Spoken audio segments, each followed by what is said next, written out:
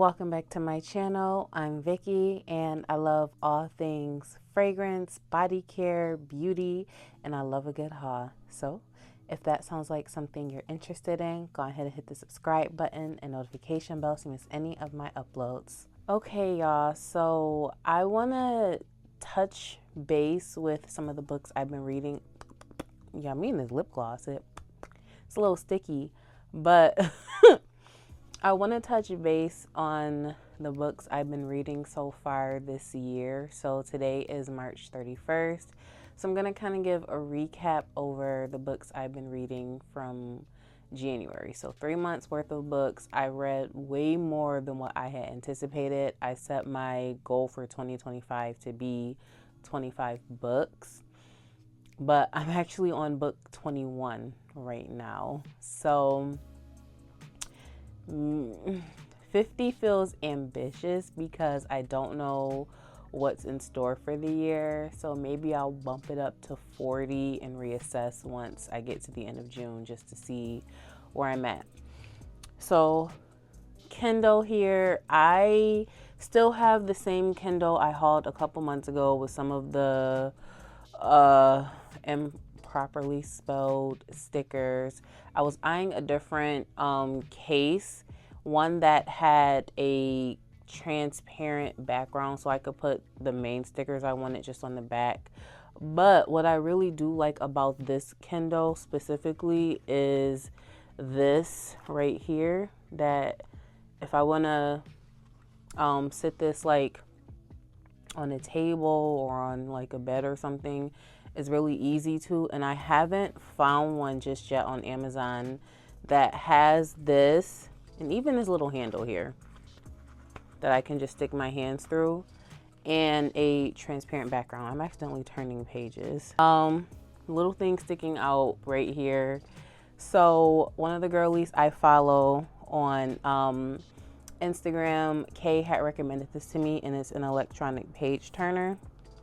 So first, this is book 21. I feel like we're starting backwards. So this is, child, my nails ain't even done. Ooh. This is book 2 in the Granger series. The first one starts with, I think, The Secret Life of Maggie Gray. I think that's what it's called. I actually read that book last year. But the page turner. So it's 2 pieces. It's this piece that clips on to the Kindle itself. So I'm going to turn it on, try and remember what page I'm on. So once you turn this on, right, you use the remote and it turns the pages for you. So let me get back to where I'm at real quick, because I don't want to lose myself. I didn't think I would need one of these, but when I'm like snuggled up under the blankets and I have my Kindle out and I don't want to keep reaching my arm out or have an arm out to do that, I can have this outside the blanket propped up and I'm just controlling the pages, and I love that, especially since that's kind of how I've been passing by my weekends, just being lazy in bed reading. Okay, I love this because it allows me to just unplug from my phone. My phone will probably be on D&D somewhere, and that's it. And I don't care what's going on the phone because I be on my Kindle. So I said a whole lot to really say nothing, but at the same time say I've been enjoying my Kindle. So let's get into the 20 books I finished in the first 3 months of this year. Okay, so I've got my Goodreads open. So I will start with the first book, which is it's called The Risk, and it's by St. Abbey, and it's actually a 5-part series. It's called we cussing on here today or what? It's called the Mindfuck series. Okay, that's what it's called. There's 5 books. I didn't read them in order, like back to back. I read a bunch of stuff in between, but this is a really good series. If you enjoy a thriller, a mystery, there are some intense moments in this series. I'm not gonna lie to you. There is some SA, some DV, child abuse. There's a lot of heavy topics that get covered in here. There's a lot of unaliving. Okay. All things to be mindful of. But in general, it's a love story of a woman who becomes a revenge serial killer to avenge for her family. And she ends up at random meeting an FBI agent who ultimately is on her case. And they end up falling in love. And it's quite the roller coaster. There's a lot that happens in all 5 of the books. So since I mentioned, I kind of have to mention all 5. So the first one is The Risk. The second one is Sidetracked. The third one is Scarlet Angel. The fourth one is All the Lies. And the fifth one is Painted All Red. So she's from this really small town that I feel like has to be somewhere in the Mid-Atlantic region. I feel like it's not that far, or it might be in the DMV area. I don't know if they specifically mention what state it's in, but I feel like it's somewhere in the Mid-Atlantic region. And it's a very crooked small town that they bury a lot of secrets there. And for one offense, her father kind of became the scapegoat. And as a result, they ended up unaliving him and ultimately tried to unalive her and her brother, but they ended up escaping. Her brother didn't make it, and they thought that she didn't either. So, yeah, there's a lot that happens here. I mean, the main character, her original name is Victoria. But she goes by Lana, and I feel like if you can stomach some of the horrors that's in the story that, you know, get shared between the SADV and child abuse, I feel like if you can stomach that, I feel like you will really enjoy this series. It definitely takes you on a whirlwind. And yeah, there's always a plot twist. Even at the end, I'm like, excuse me, I beg your pardon. I beg your pardon. But yeah, highly recommended, really good. Has me interested in seeing other works by this author. I don't mind the way they write. All the books are each individually under 200 pages, so I feel like none of them would take you more than like a day or so to read. If you read like an hour and a half at a time, you could probably finish some in a day, depending on like if your start time, because I can have one where if I start as soon as I get off, you know, I come home, I get off, and it could be like a 2-hour read. I could just read that for the night, or you can read it on like a lazy Saturday or Sunday or whatever have you. But I saw that to say, really good series, lots of ebbs and flows, and yeah, highly recommend it. The next book here is Big Nick Energy by Danielle Allen. So I don't remember the main character's name. Let me see if her name's on here. It's essentially about a homecoming weekend at an HBCU, and it's 2 friends who kind of make a pact with each other to go in and claim their college crushes. And it's a cute little love story, a cute little weekend about connecting, and I feel like it's not like that deep of a plot, so I would probably consider this more like a palate cleanser between like a thriller book for me, but still a really good book. I think it's Asia. So Asia and Nick is like really popular on campus, and a lot of girls had and have their eye on him. And I feel like as adults, they're both really successful in their own right, and then crossing paths here while literally crossing paths is really how they were able to connect and, you know, get to know each other. And I think it's a cute little story. So, scale of 1 to 10, I probably give it like 6.5. It's a cool book. Like, would I reread it? Probably not, but I would still recommend it to somebody who's looking for a cute little romantic book to read for a weekend. So the next book I read is called Take Me by Monica Walters. And this one, yeah, it says it's an urban erotic romance. And I guess there is a lot of sex in there. But what I will say about this book is the main character, Mercy, she ends up, like, in the very beginning, her and her friend go out for like a girls' night, and she ends up meeting a guy who seems to be like a decent guy or whatever. And they start like courting, doing the dating phase, and there don't seem to be any red flags. But then they end up moving in with each other, and all hell breaks loose. Okay, all hell breaks loose. So there is DV and SA in this story. How do I say this?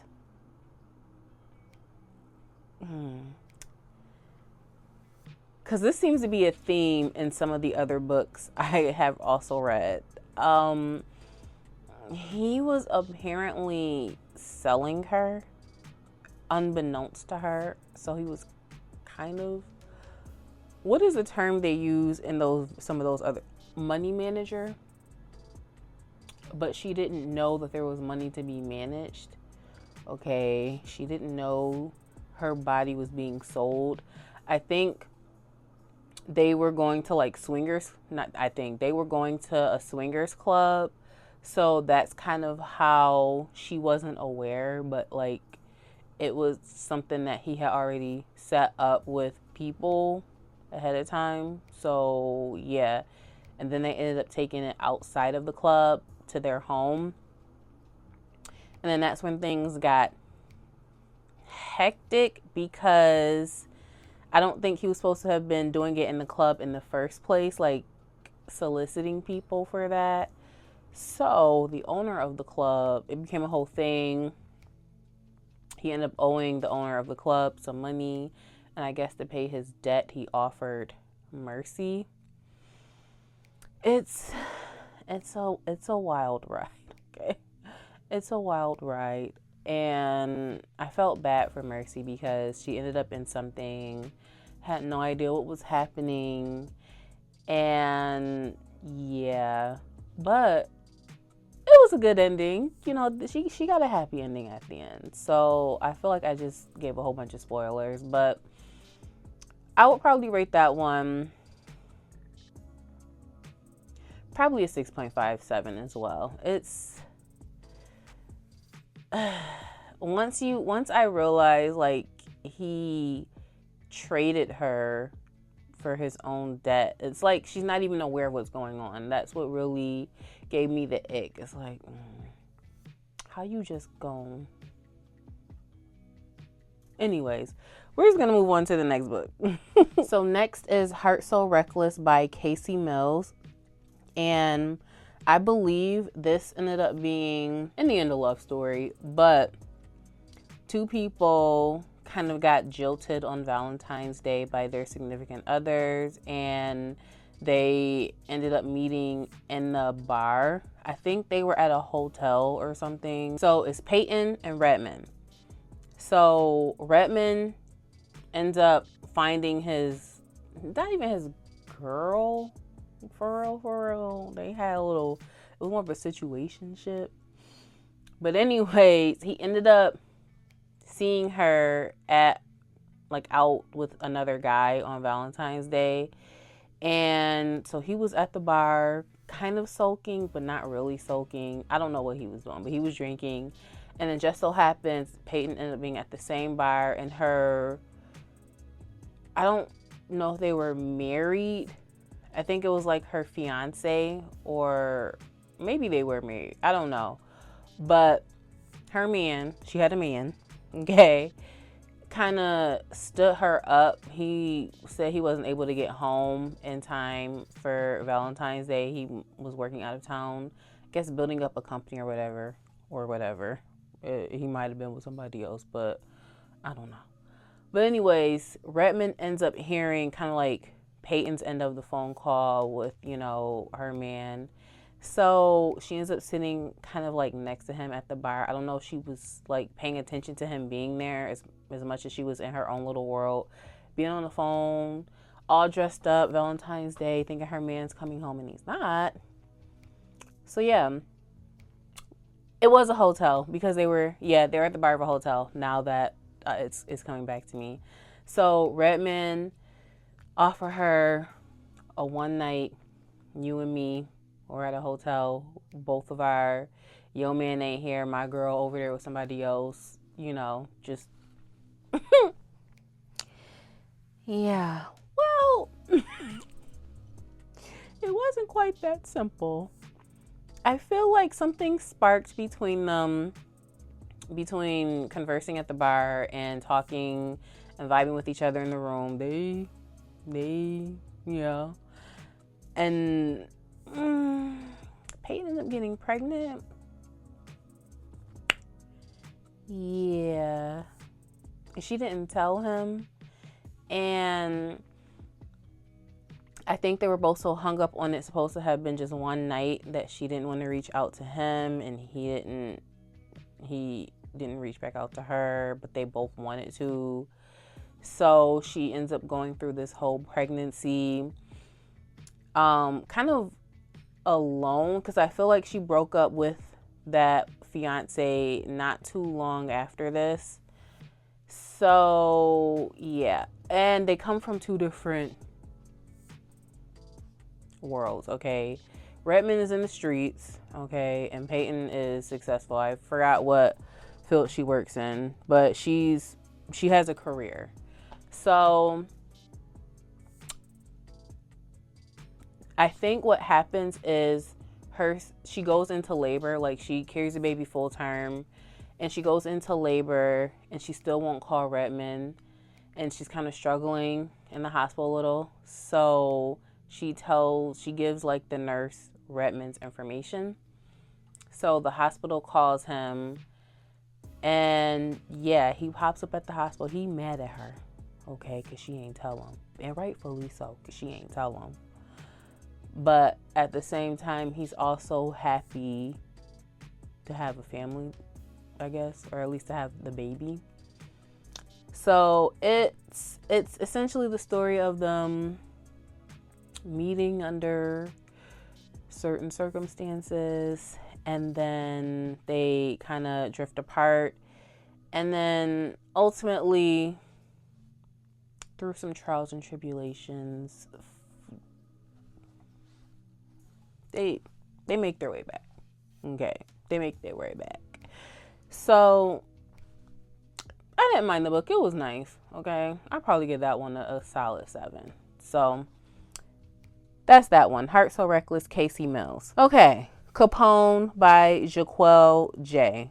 Let me just and black girls read too. They love them some Jaquel J. Okay. I think Jaquel has, like, I don't know if it's Jaquel's group specifically, like if I'm guessing it's a woman, whoever. I'm guessing they run that group or somebody runs the group. There's a separate Jaquel J group on Facebook. I haven't joined that one yet because I'm only 2 books in for Jaquel. So Capone, there's supposed to be a whole series with these people. It's Capone, his brother Capadonna, the sister Capri.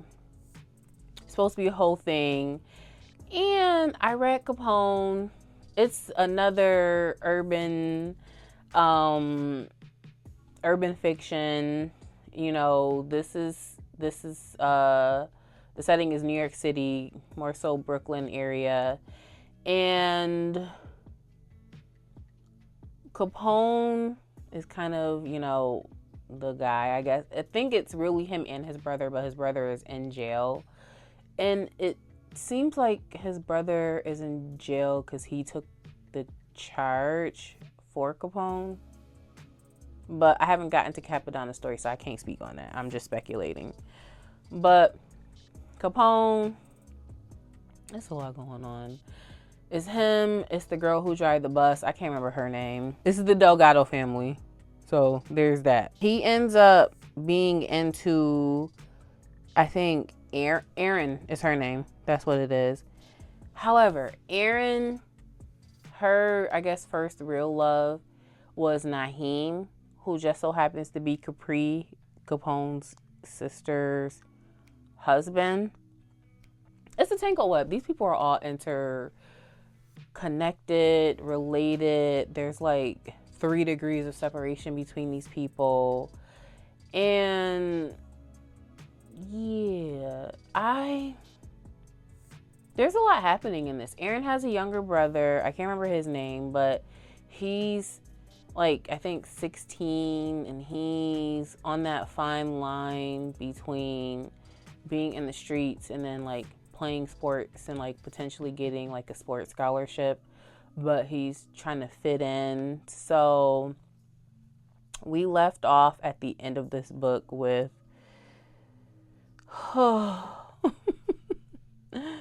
he ends up getting shot. I don't know what happens. I don't know if he survives or not, because I've only read the first book in this. And then Capone may or may not have a love child with the lady who be cooking up all their stuff for them.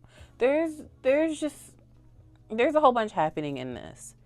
And then what I'm learning is that the women in Capri's life who she thought were her friends, they don't really seem to be her friends. They just seem to be after the men she has access to by being the sister of Capone and Capodanna. So yeah, I feel like this book was long, but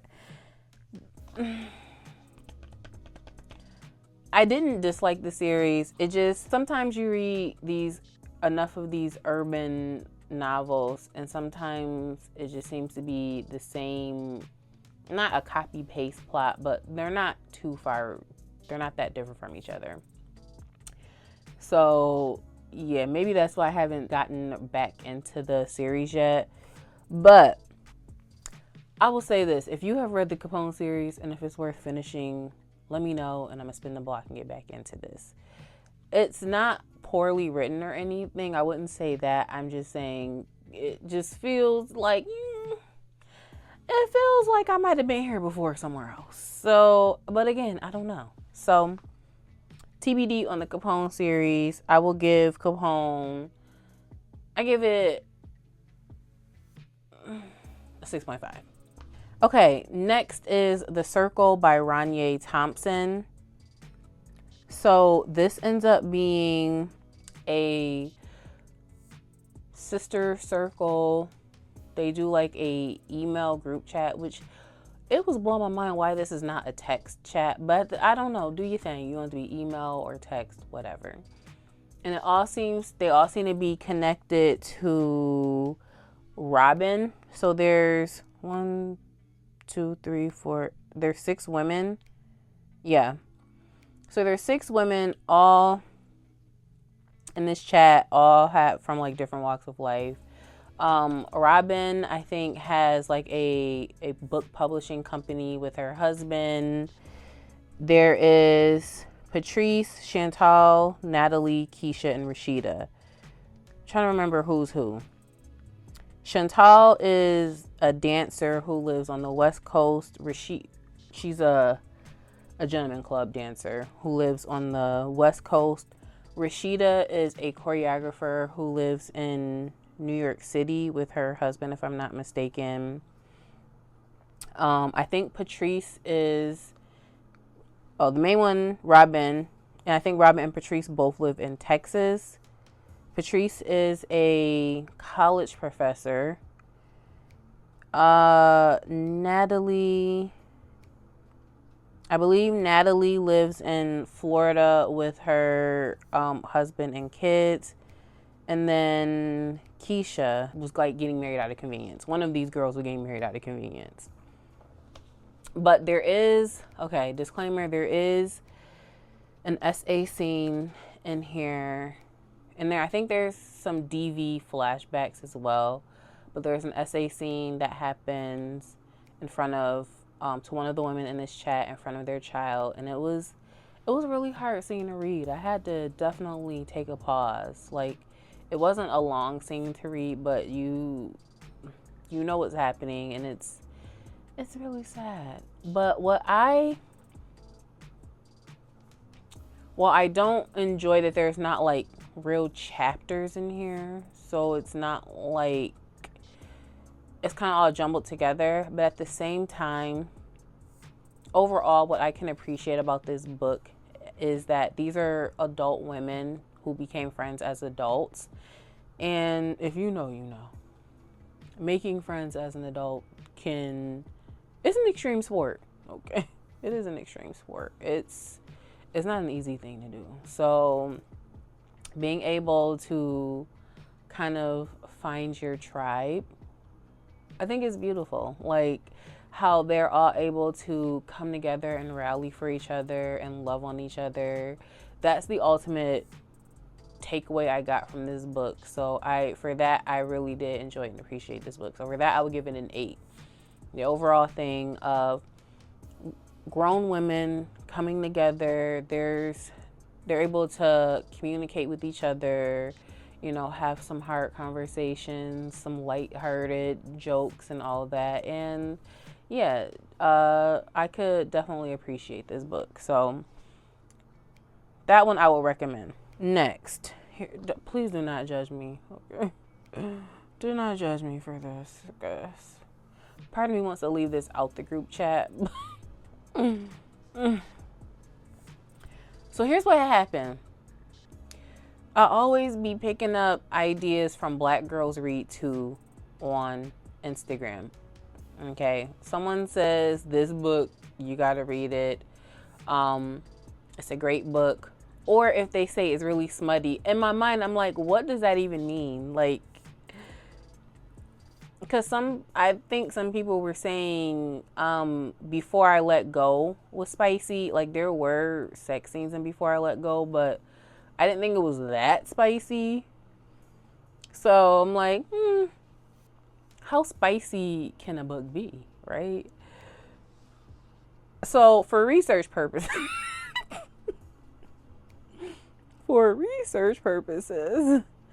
I read it. I can say I don't think I'm going to be doing any more research. Okay. I learned the hard way, like, be careful. Okay, don't.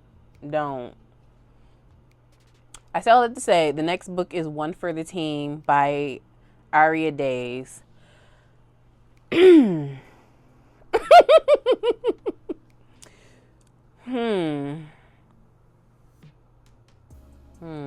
The clean version of the synopsis is there is a woman who is a mascot for a hockey team in, I think, Minnesota. And in the beginning of the book, her and her boyfriend break up. And apparently one of the guys on the hockey team he was kind of like interested in her and trying to shoot a shot or whatever, but he knew that she had a man, so he was like playing the long game, sitting in the wings off on the sideline waiting for his chance. And apparently a couple of the others on the team as well. Now what they did not mention in the beginning, that was mentioned towards like the middle end, is I said I was gonna do the clean version of the synopsis, didn't I? Okay. So after one game, they invite her out to eat. I guess they periodically did that, but she always turned them down because she had a man and her man wasn't comfortable with her hanging out with them. But this time, her man, he ain't her man no more. So she says yes. And then she conveys that message because I guess they were shocked. And she was like, yeah, we're done. And at this point, they probably ready to pull straws to see who gonna be able to shoot their shot.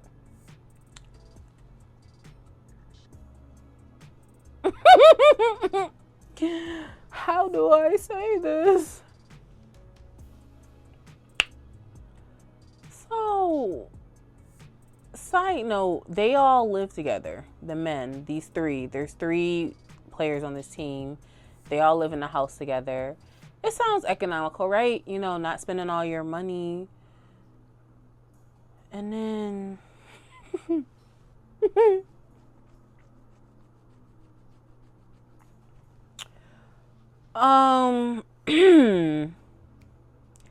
they all end up together at the same time. Now, I am not judgmental, okay? I just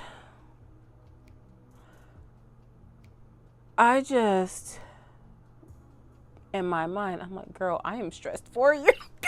That is a lot, okay? That is a lot you're taking on there, okay? One is plenty for me, but you went and loved on the crew, Lord. This is a judgment-free zone. They all lived happily ever after in the same house in the same bed after that. So we're just gonna move on. But yeah, the men were loving her and each other too. And yeah, they all, yeah.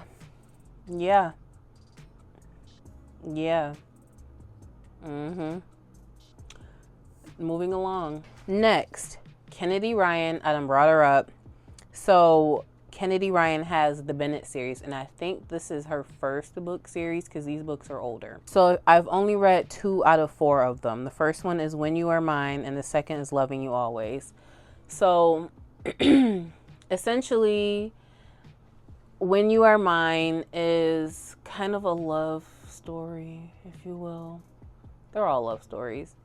Now, going into this, I know Kennedy can do a slow burn because after reading both of these, I'm like, you could have cut out so much between both books and just made this one. But whatever. So ultimately, I feel like I said that already. I think it's the actual Bennett family, if I'm not mistaken. Yes. So before we get to the Bennett family, there's Karis and Cam, both kids who kind of grew up in like foster care system, so they didn't have a stable childhood. But Cam kind of, I don't think officially was adopted into the Bennett family, but the Bennett family kind of like took him in. And the Bennett family has a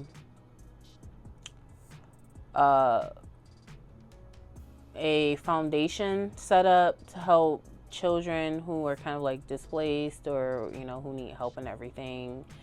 And yeah, that's kind of how they came across both of them. Cam earlier on, so Cam met Walsh, who's the Bennett's son, and they kind of grew up as brothers.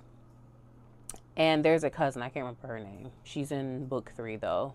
She's in the other 2 books, but she's more of a main character in book 3.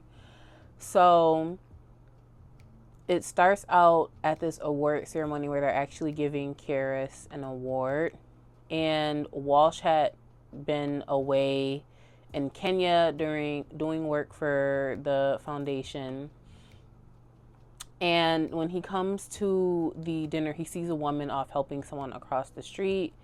And he was trying to see her face, but he was automatically attracted to her. Like, he could see her, like, physically, but he couldn't really see her face. So it turns out the woman he saw was Karis, who was engaged to Cam, his unofficial brother. And it was messy. Karis and Walsh fall in love, child. Okay, it was messy. That was messy. I'm reading this. I'm like, this is a Tyler Perry movie if I ain't ever seen one. I could see this being a Tyler Perry movie of some sort. It's messy. But so Cam has always kind of felt like he played second fiddle in life to Wash.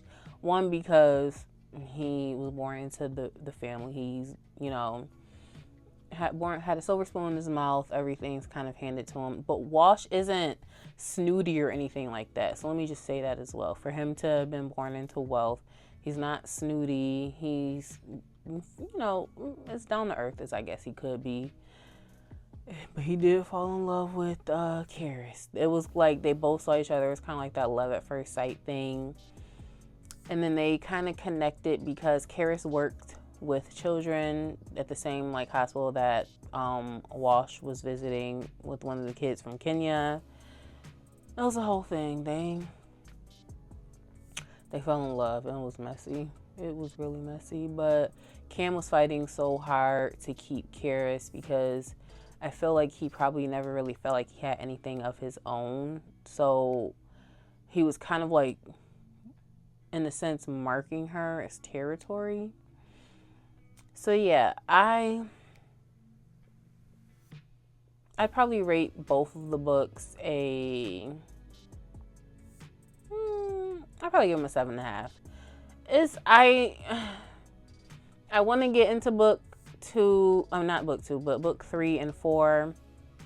But I feel like it took so long to get through books 1 and 2 because of the slow burn. Like Kennedy. I don't think books 3 and 4 be such a slow burn because book 4 has a totally different main character. So hopefully she'll be more prompt to getting to the point. But all in all, it's a long-winded love tale, a forbidden love, if you will. They ultimately get together though. So, yeah. Next, The Secret World of Maggie Gray. Oh, I thought I read this last year. I read this year. Okay.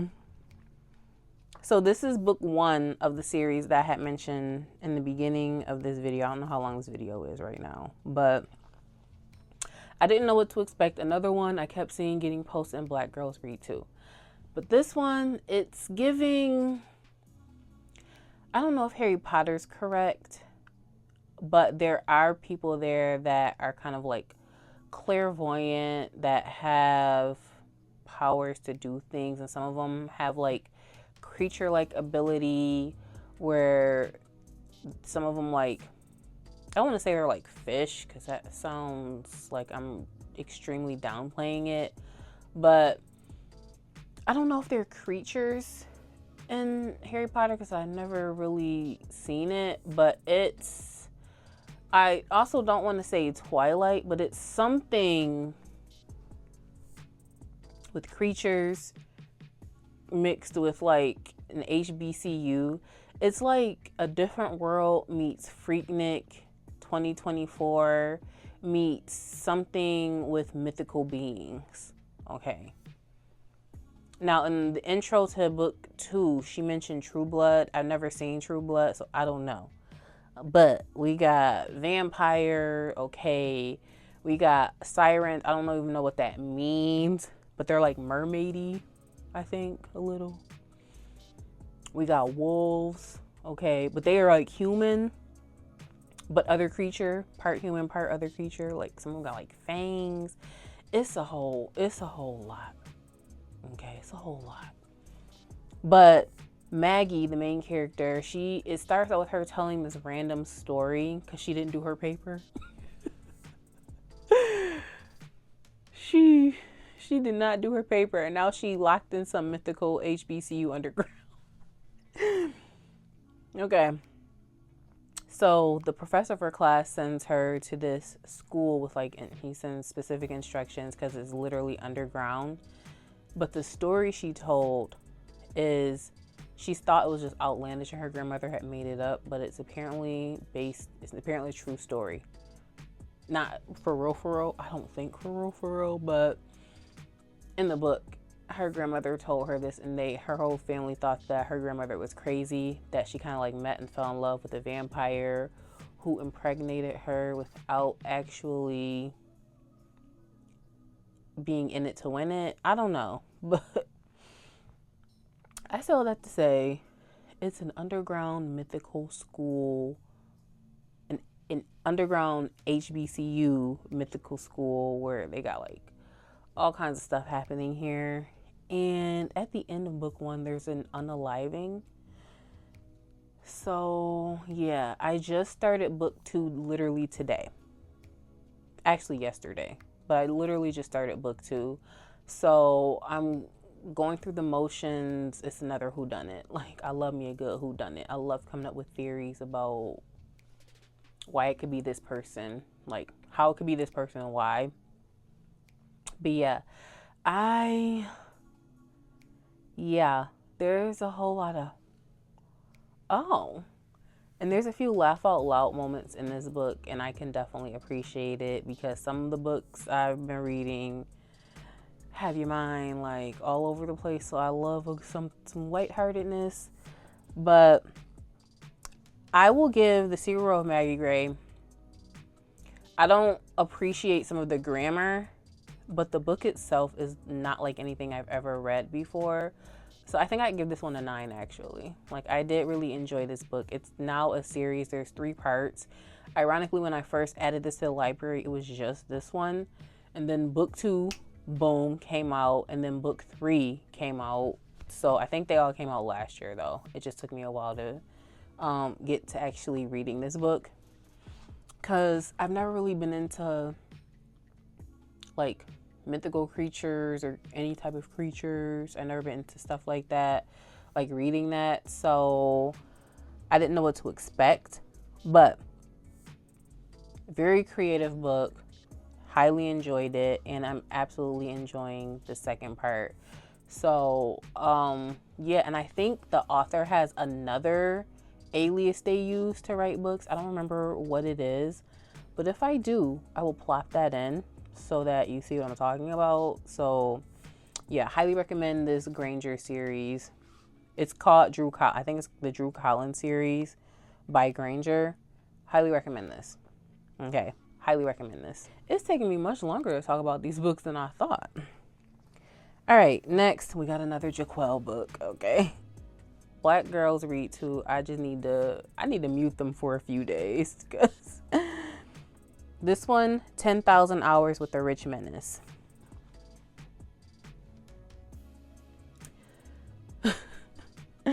Okay, what's in this book that I need to... There is unaliving. There is potential essay, I want to say, if I'm not mistaken. This book ends up being about Stevie and this girl who she thinks is her friend. I think that girl's name is Priscilla or something. And what is up with people thinking they could just sell somebody? What is up with that? So apparently Priscilla, or the friend, whatever the friend's name is in cahoots with someone who we find out. In cahoots with someone and skimming money off of them and funneling it through Stevie's account. Stevie is just she's this nice girl who her mom had recently passed away, and she's kind of like, I don't want to say aimlessly going through life, but kind of aimlessly. Like, she's artsy and a little quirky, and yeah, she's, you know, just a nice person, someone like Priscilla could easily take advantage of by making her think she's her friend when she's not. Well, they get caught. She takes Stevie out on a trip. Like, they go to like, I think the Bahamas or something. And the guy who they were stealing from, Menace, okay, wants to make them pay. Okay. And Priscilla offers to sell Stevie to Menace to cover the debt because Stevie is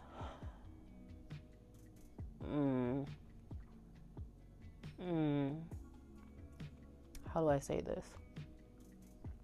I can't think of a politically correct way to say this other than the fact that Stevie's a virgin.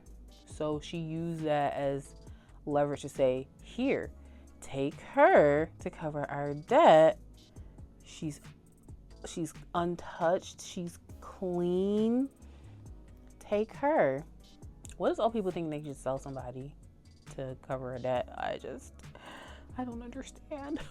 Anyways,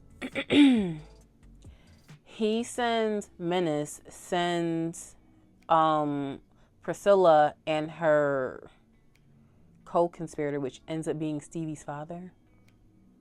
The irony, Stevie's deadbeat father, might I add, to work on some farm, and all hell breaks loose eventually with that. But one thing I forgot to mention in the beginning of the book, Menace is a part of, he's not literally in the streets. He's elevated from that, but controls some things. And he's part of this conglomerate, if you will. And they told him he had to get married. And I was confused because what year is this? Is this 1950? So they were like pressuring him, telling him that like he had to get married, otherwise they're going to kick him out. So he, I guess, told like Stevie's part of the bargain was she was going to have to marry him. The other two were going out on the farm to work the debt. So Stevie was oblivious to what was happening. So yeah. Menace. Oh, there is some, it's not flat out child abuse, but there's some grooming going on in here. And it's a little unsettling. Okay? A little unsettling. But I actually enjoyed this book. I feel like Menace had some growth because he was kind of like distant. He doesn't people. He has like OCD. Everything has to be a certain way. He eats the exact same meal every day. And Stevie brought some life into him, or back into him, or whatever. So it was cute. I'd give 10,000 hours. I give that one, I give it a 9 too. This was actually a nice read. So I feel like I've given away so much in other books, even though I keep saying I'm going to give too much away. This was a good read. You see Menace develop from being super hard and cold to, I'd say he's gotten much better. He had some things he was battling, and part of that had to do with being groomed. Oh, another thing in the beginning, his parents were both unalived. And that was a sticky situation in itself. So yeah, there was a lot going on there in this book. And I think there's some crossover character, I think, from the Delgado series into this. It's either one of the Delgados was in this book or Menace was in one of their books. One or the other. But yeah, I definitely recommend checking that out. So, but Jaquel, she ain't about to trap me. But we'll see. Next is Trust by Danes L. Reed. And this book, it wasn't really exciting. I found this to be slightly boring for me, but I did get through it. I found towards the end that the title had multiple meanings. So ultimately, there's a few women like in this small town who all have their own battles they're facing. So there's some DV happening, and it's kind of sad, when people kind of feel stuck in their own situations. But it's ultimately a group of women who work with each other in a hospital, I believe. And yeah, I think they form a bit of a sisterhood, and it's not an exciting read, so it's not something that I say, oh my gosh, you have to read this. But it's a safe read, I will say. I don't think there's any like cursing in the book. There is DV though. I will say that I'd probably give it like a 6. It's not a bad book. It's just it didn't really hold my attention that well, but the underlying meaning was really good, you know. So for that, yeah, probably just gonna move on. Okay, next is Somebody's Wife by Robbie Renee. Child.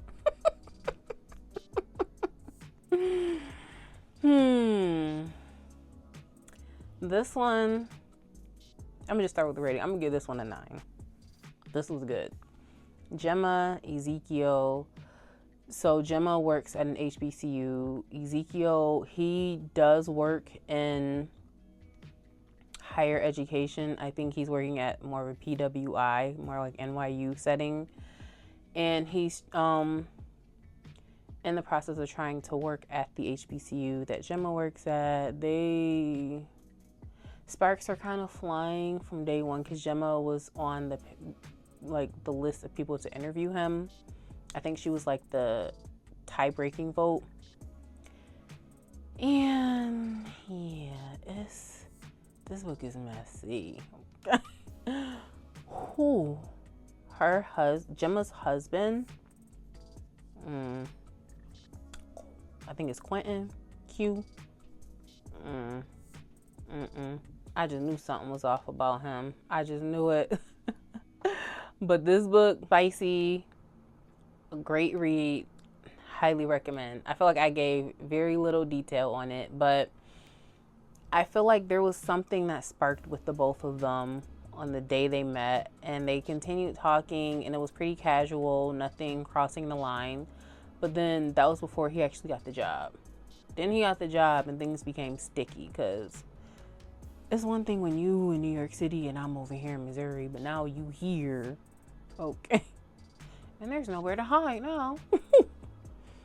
But it's a really good story. That I was about to say 10 out of 10, highly recommend. Okay, I take the 9 back. 10 out of 10, highly recommend. Okay, next, Demon's Dream from L. Kaysen. Y'all, this book is like 750 pages. And I finished it in like 3 or 4 days.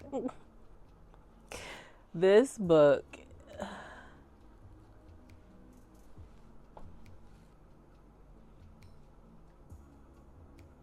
no, it's an urban novel. It's a whole lot of sex happening in this book. I will say that. Okay, so if that's something that you were sensitive to, keep that in mind. There is some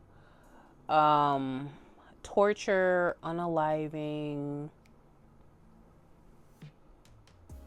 also happening in here. It's a lot happening in this book, okay? Yeah, there's some abuse. There's a lot happening. It's still a good read in my opinion. So what is it with people thinking that they can just trade women as commodity? And that is just something that is blowing my mind. I believe it's Demon's brother, Dante. Dante has a daughter who secretly married Dream's brother. This sounds like a real tangled web. So Dream's brother secretly married Dante's daughter, who he already prearranged to marry someone else for like a business agreement. So they were arranging her marriage, and it wasn't even like somebody that like she had like loved or was like had a connection with or anything.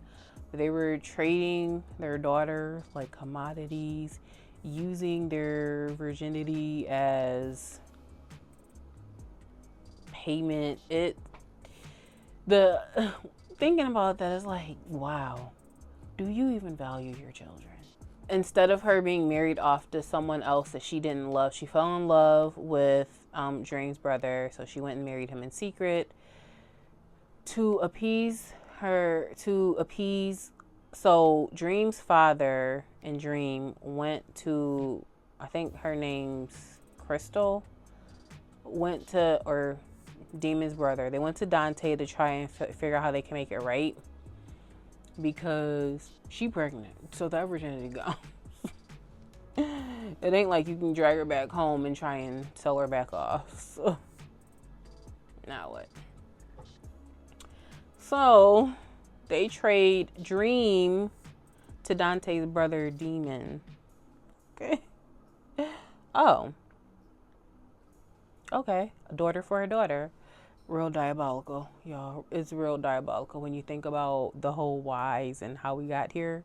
Real diabolical. And Demon is okay, let me put the iPad down right quick. And I say this respectfully. I read 10,000 Hours with a Rich Menace, and I read Demon's Dream. There seems to be a lot of scary similarities between Demon and Menace. Like the grooming by an older woman, that kind of left them in like a shell of a person after that, and their relationships with women. The whole not wanting to really be touched. There's a whole lot of similarities here. Like trading virgins to settle debts. There's a whole lot of similarities here. Like melting the ice around the man's heart. There's a lot. There's a lot happening in both that seems very similar. But I feel like Demon had a lot of growth though overall. In the I say in the movie. In the book, Demon had a lot of growth. Overall, I feel like his character really developed. I feel like Dream, she still has some opportunity for some maturing, but whatever. In addition to Dream and Demon, Dream's sister, Diana, ended up meeting Smoke, who was the original person that was supposed to have married Dante's daughter. See, it's a tangled web. It's a tangled web. But they end up, Smoke and Diana end up falling in love. And yeah, the wedding was real ghetto. Like, Diana was already set and arranged to be married to somebody. He couldn't let her go. He ended up kidnapping her. It's a whole lot, okay? A lot happened in these 748 pages. 10 out of 10, read it. Read this. It had me, okay? They had me. I could say what I want about there being all the similarities, but it had me. She got me. Like, I was interested. So, highly recommend. And now that I'm looking at this list of the books that they have me reading, Demon's Dream is listed twice. So that actually puts me at 19 books and not 20. So, wow, that's it's still good though. That makes me now I'm technically on book 20, not 21. But anyway, something I randomly noticed. All right, last book, The God of the Woods by Liz Moore. So I read that with my book club at work. Y'all, I'm gonna give this one an 8 out of 10. 8.5. This one is a really good mystery, okay? So this did take me a couple of weeks to read because I feel like the first half for me personally was kind of a slow burn. Like I could see, I had my ideas, but like once I got to like 65-70%, that's when it really started to pick up for me personally. And I was like, oh my gosh, what happened? What's about to happen? What's about to happen? So then I kind of like got really, really into it towards the second half. So there's this really rich family that live in like the Adirondacks. The setting is 1970, early 1970s, but they do some flashbacks all the way up through to the 50s. So the Van Laar family, their son Bear ends up disappearing, and the family doesn't really seem like that concerned about it. Like they have the police there, but they also kind of seem to be blocking the investigation a little. So it's giving real sus, okay? It's giving real sus. This was in 1961 or 2. Literally the next decade, almost like 10, 12 years later, Barbara, their next child, because they only had Bear unalived, allegedly. They don't know because there's no body, but Bear is unalived or whatever, missing. He's not alive, he's missing, and no one's really searching for him, like as far as his family. Everyone else but the family seems to be concerned about searching. So it's like, what do y'all know? Somebody knows something. So anyways, 1973, I want to say it is, they have their next child, and they send her to the camp that's on their property that they have like children come to every summer, and their daughter now goes missing. Again, the family doesn't seem to be too pressed to figure out what happened. So yeah, it's quite a mystery. It's a big whodunit, pointing the fingers everywhere, trying to figure out what happened, what's going on with Barbara, where is she? Is she alive or not? What? I say all that to say, highly recommend reading that book. Like, I recommend you doing it like Kindle if you can, because there are some words on there in this book that I was not able to readily identify, and luckily with Kindle you can press it and the definition will pop up. Otherwise you could just use Google or whatever. But really good book, highly recommend it, and it makes you want to read more books from Liz Moore in the future. So those are all of the books I have read so far this year. So I hope you guys have enjoyed this video. Leave some book recommendations if you have them in the comments. Thank you so much for watching. Don't forget to like, comment, and subscribe, and I'll catch you in the next one.